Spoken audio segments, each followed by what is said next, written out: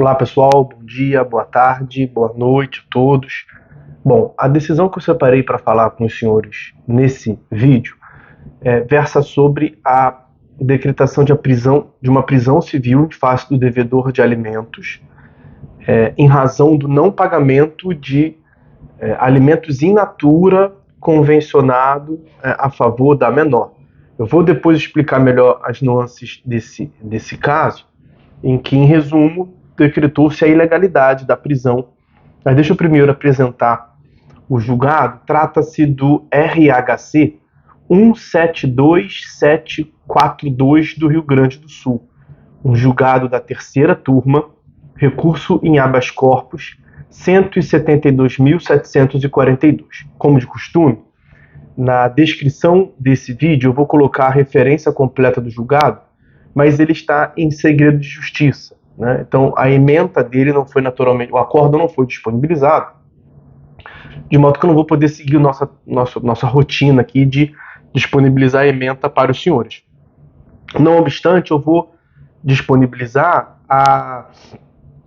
o inteiro teor constante do informativo de jurisprudência, que ele foi divulgado no informativo número 763 do STJ. Muito bem. Como é que se deram aqui os contornos fáticos dessa pretensão que desagou no STJ? Nós tivemos a estipulação, mediante uma sentença judicial, de alimentos a serem pagos pelo pai em favor da filha. E na sentença constou que seria pago pelo pai a favor da filha 50% do salário mínimo em espécie, em pecúnia, e que o pai repassaria 100% do seu vale-alimentação para que a filha pudesse almoçar na escola. A filha estudava numa escola em regime integral e ela almoçava no restaurante da escola, e ficou pactuado que o pai arcaria com essa despesa, disponibilizando o seu vale-alimentação que ele recebia como forma de pagamento na empresa em que trabalhava, os alimentos in natura, né? Ao invés de ser pago em espécie, pago in natura. E aí o pai deixou de recolher, o pai deixou de repassar à filha o vale-alimentação para que ela pudesse almoçar na escola, e a mãe, que tinha a guarda da filha, para não obstar, para evitar que a filha não pudesse almoçar na escola, a mãe custeou com recursos próprios, recurso da mãe, essa despesa a favor da filha, pagando, portanto, o valor devido lá no restaurante. Então, a filha, representada por sua mãe, ingressou com cumprimento de sentença, cobrando o valor que a mãe pagou ao restaurante, cobrando lá a quantia de R$4.000, que era o saldo da filha no restaurante da escola, nos almoços que ela diariamente efetuava. Juntou-se os comprovantes e foi pedido, portanto, o cumprimento de sentença. Mas percebam que o cumprimento de sentença nessa hipótese foi movido pela filha. A credora dos alimentos é a filha. E a filha, representada por sua mãe, portanto, deu início ao cumprimento de sentença com o pedido de prisão do pai. E o juiz deferiu a prisão do pai. E aí o pai interpôs habeas corpus, que é o que nós estamos aqui a analisar, e no habeas corpus, o que o pai alegou? O pai alegou que a mãe já tinha efetuado o pagamento da despesa junto ao restaurante. Então não há que se falar em dívida da filha com o restaurante. E o pai também sustentou que eventual cobrança pela mãe em desfavor do pai, que naturalmente é devido, não deve se dar no cumprimento de sentença da execução de alimentos. Muito menos deve resultar na possibilidade de prisão do devedor. E que, nesse caso, portanto, a prisão seria ilegal. Segundo o pai, a legislação e a jurisprudência não admitem que a mãe se subrogasse nesses alimentos, em especial porque são alimentos in natura, e a jurisprudência é reiterada no sentido de impossibilidade de subrogação de alimentos in natura. E aí, qual foi a conclusão ao qual chegou o STJ? O STJ entendeu que realmente a cobrança de tal verba tem natureza ressarcitória, indenizatória. Isso porque a mãe da credora, né, a genitora, que é a mãe da menor, que é a credora de alimentos, estaria se subrogando nos direitos da filha em relação a esse crédito que ela pagou no restaurante da escola. Isso não é aceito pela jurisprudência, que requer o ajuizamento de uma ação própria.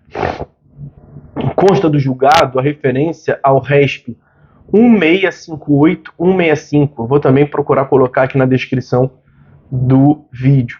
E nesse RESP 1658-165, o STJ já teve a oportunidade de afirmar o seguinte, abre aspas, a genitora que, no inadimplemento do pai, custeia as obrigações alimentares a ele atribuídas, tem o direito a ser ressarcida pelas despesas efetuadas e que foram revertidas em favor do menor, não se admitindo, todavia, a subrogação da genitora dos direitos do alimentado nos autos da execução de alimentos, diante do caráter personalíssimo que é inerente aos alimentos.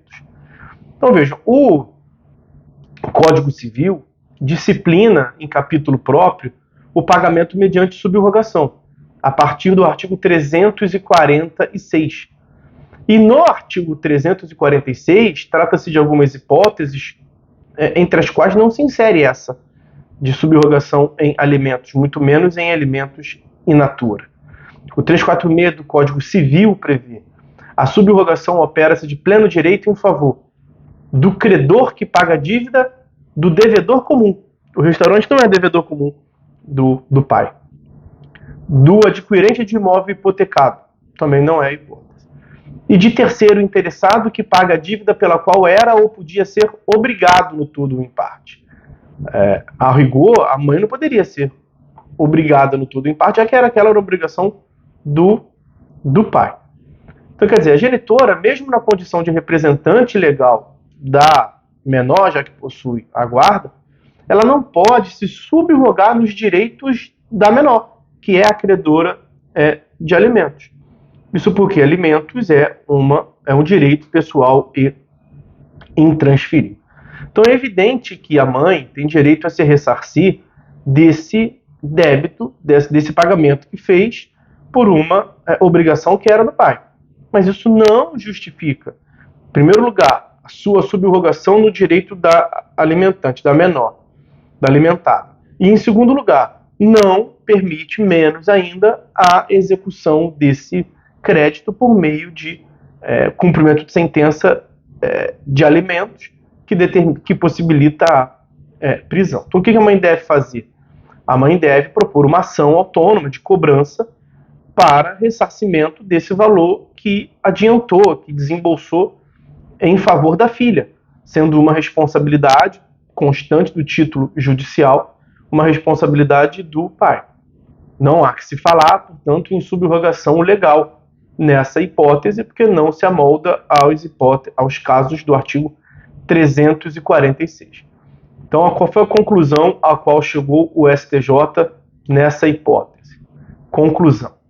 Na execução de alimentos, não pode a genitora, na condição de representante legal, se subrogar nos direitos da credora, que era a menor, sobre prestação referente a alimentos in natura, que aquela pagou, a mãe, genitora, em virtude do inadimplemento do genitor, que é o executado, devendo ajuizar ação própria. Então aqui houve uma inadequação do rito.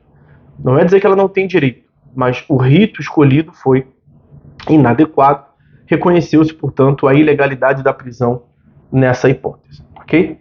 Então, meus amigos, isso que eu queria conversar com os senhores nesse vídeo a respeito desse julgado. Nós vamos ficando por aqui. Por hora é só. Fiquem todos com Deus e até a próxima.